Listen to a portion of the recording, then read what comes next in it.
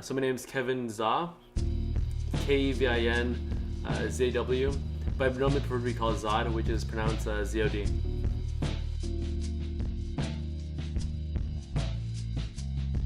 So when I was a freshman and I joined Hunter, I wanted to join a fraternity. And I found out there was another freshman that was also named Kevin.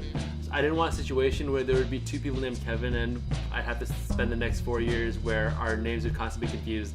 If I wanted to maximize the amount of happiness, the amount of growth that I've had in college, I want to do everything as early as possible. I kind of joined the student government freshman year, a fraternity my freshman year, any organization I could find.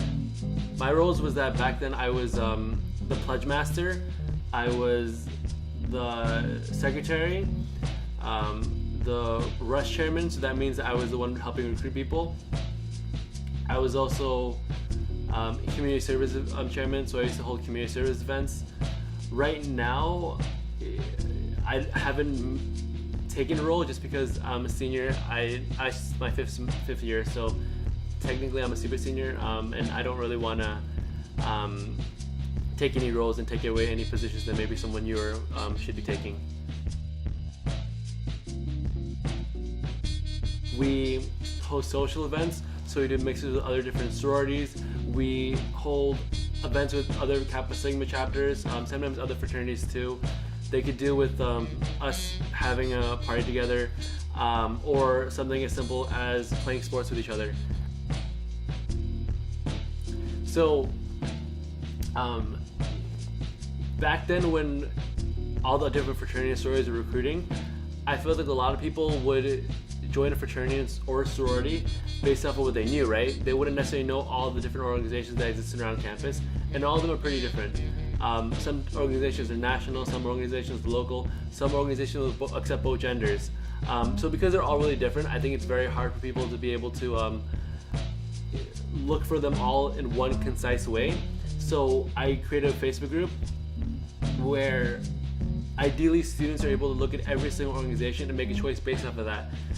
My assumption is that people will make a smarter decision, a more informed decision by being able to see all the organizations that they're able to see. Without the Facebook group, I think that people would join based off of the first thing that they see or the only people that would probably talk to them.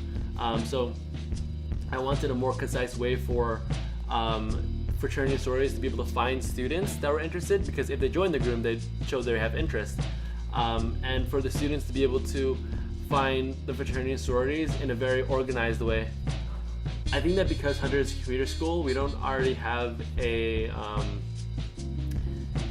structural foundation of having a very sociable campus, because everyone's expected to go home, go to class, wake up the next morning, then go to school again.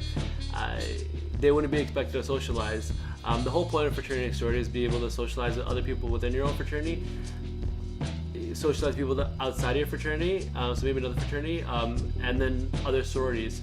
So I think that there's a definite need to socialize. I think that fraternity sororities serve more of a need in CUNY schools, commuter schools, opposed to a lot of state schools who are probably dorming over there.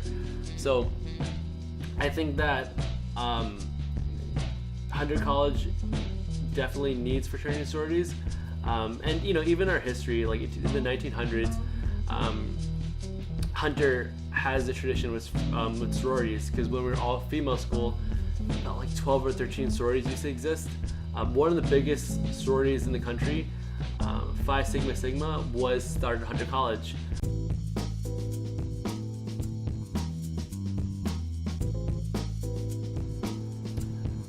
So Hunter has a policy where for any organization that exists within Hunter, it needs to be accepted by all genders, by all ages, all different types of races. Kappa Sigma only allows for one gender. The people that are running the organizations can't lie and say that we accept both genders when we really don't. So when Hunter was asking if we can accept both genders, we had to admit that we don't, and they deregistered us from the school. I guess being underground means that we don't have a budget, we don't utilize school resources, and we also don't follow the school's rules. the regulations that they have. So once we realized there were challenges of registering, we took advantage of all the challenges that maybe other fraternities that were competing with us had, and we tried to go around that. So if we found out that fraternity and sorority is only able to rush the first day of September, we would rush the day before that day. Or if fraternity sororities were only able to rush until a certain day, we'd rush after that.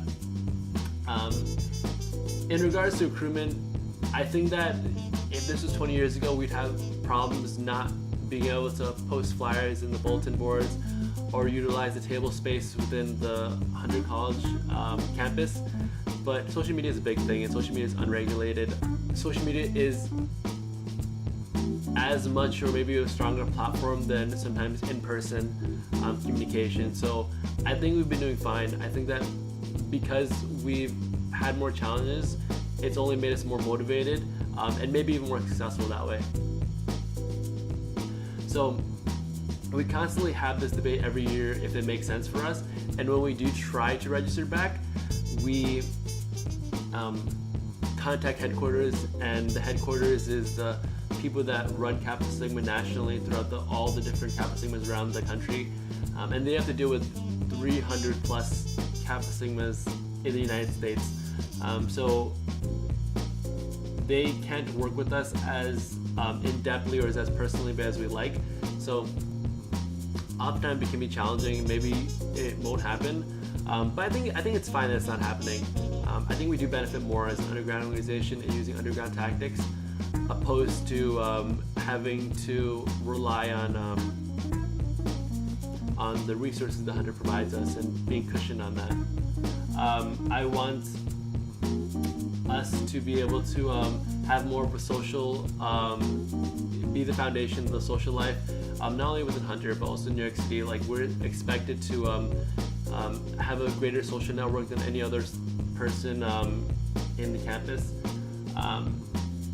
and just for the organization to grow and better. I think that would be very happy if people were just more ambitious. I like to know that people are setting goals, and even if they fail at them and they do really bad in terms of meeting those goals, that they still have enough goals to be ambitious about it and be motivated to accomplish them.